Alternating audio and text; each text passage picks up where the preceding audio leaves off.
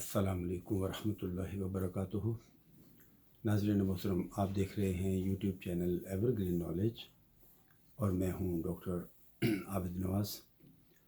नाज़रीन, हम अपनी गुज़श्ता नशिस्त में गुफ्तगू कर रहे थे इंसानी नफ्सियात के हवाले से, बिलखुसूस ख़वातीन की नफ्सियात के हवाले से। तो आज हम अपनी बात को मज़ीद आगे बढ़ाते हैं।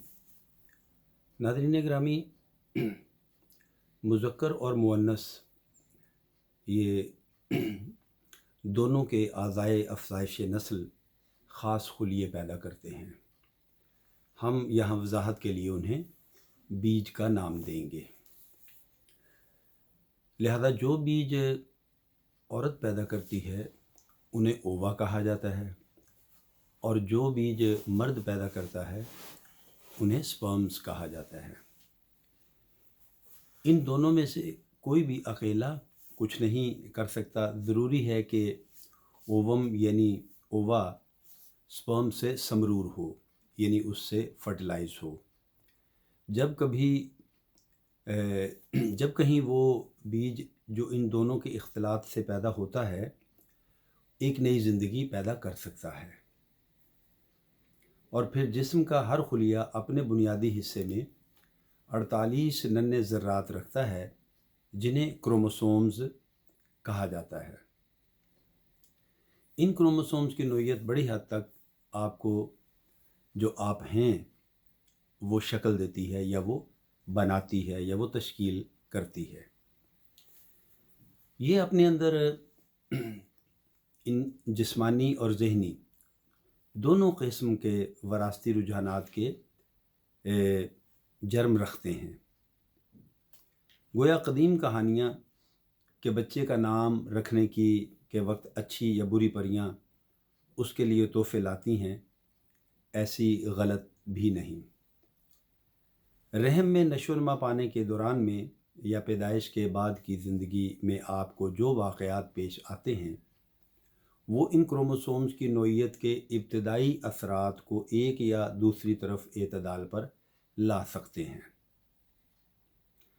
आप ख़ुद भी अपने इरादे और शऊर से इन क्रोमोसोम्स के बाद इब्तदाई इम्कानात में जो आपको हमल के वक्त दिए गए थे इस्लाह या ख़राबी पैदा कर सकती हैं। आपको याद होगा कि कदीम कहानियों में भी परियों के तोहफ़ों को इतनी अहमियत न दी जाती थी। ज़ोर इस बात पर होता था कि हीरो या हीरोइन इन तोहफ़ों को इस्तेमाल क्यों करता या करती है। नाज़रीन गिरामी, बहर कैफ हमल के वक्त इस किस्म के इम्कानात कि आप लंबे कद की होंगी या छोटे कद की, काली होंगी या गोरी, ज़हीन होंगी या कुंद ज़हन, नरम मिजाज होंगी या गर्म मिजाज की, ये सब इन क्रोमोसोम्स की नोयत में मौजूद होते हैं जो आपको वालिद या वालिदा की तरफ से मिलते हैं।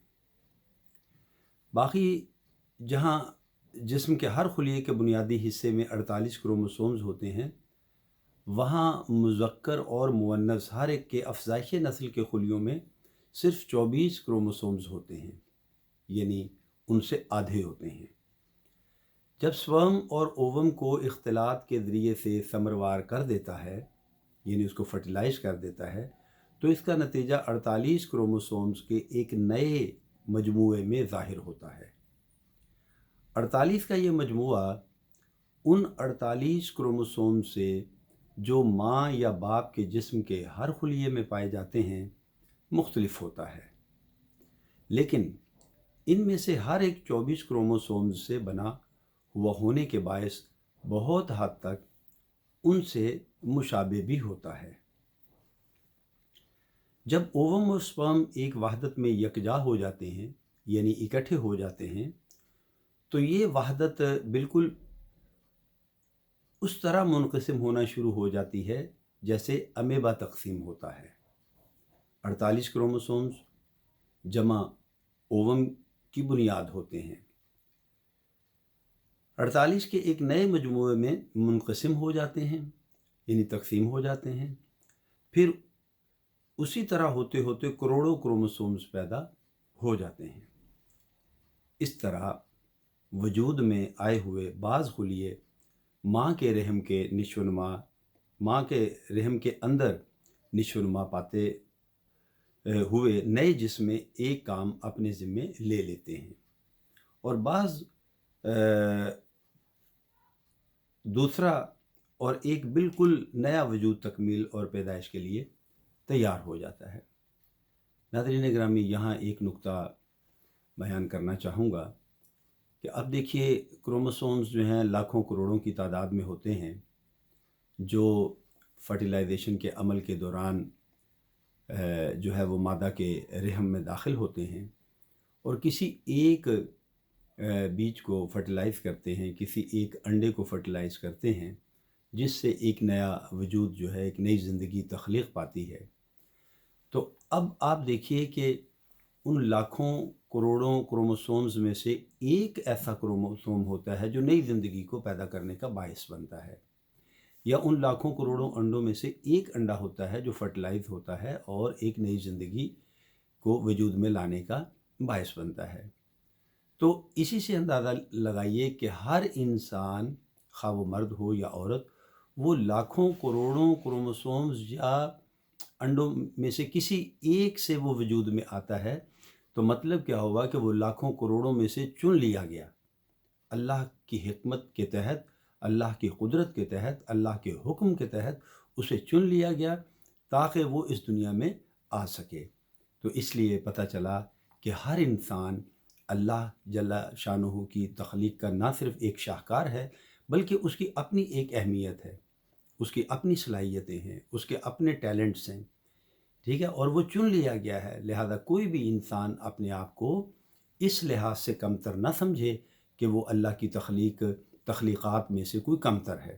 اللہ کی ہر تخلیق جو ہے وہ بے مثال ہے اور اپنی مثال آپ ہے۔ اسی کو علامہ اقبال رحمۃ اللہ علیہ نے کچھ اس طرح سے بھی بیان کیا کہ افراد کے ہاتھوں میں ہے اقوام کی تقدیر، ہر فرد ہے ملت کے مقدر کا ستارہ۔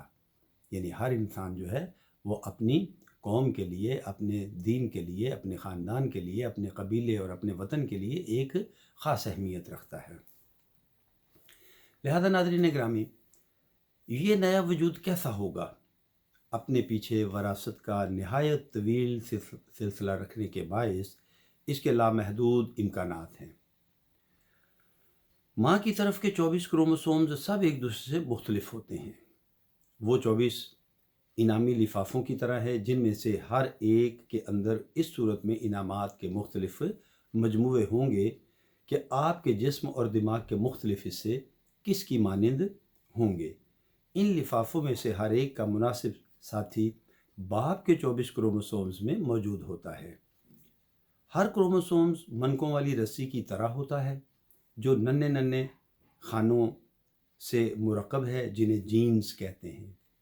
خیال ہے کہ ہر جین بچے کو ایک خاص وصف دینے کی صلاحیت رکھتا ہے، مثلاً بھوری یا نیلی آنکھیں یا لمبے یا چھوٹے قد کا رجحان۔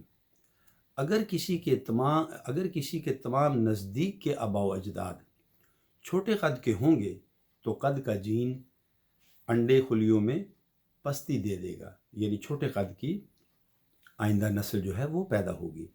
اگر آباء و اجداد متوازن طریق سے ملے جلے ہوں گے تو قد کا جین طوالت دے گا، یعنی لمبے قد کے جو ہیں وہ اگلی آئندہ نسل لمبے قد کی ہوگی، کیونکہ جہاں طوالت اور کوتاہی کا مقابلہ ہوگا وہاں ہمیشہ طوالت کو غلبہ حاصل ہوگا۔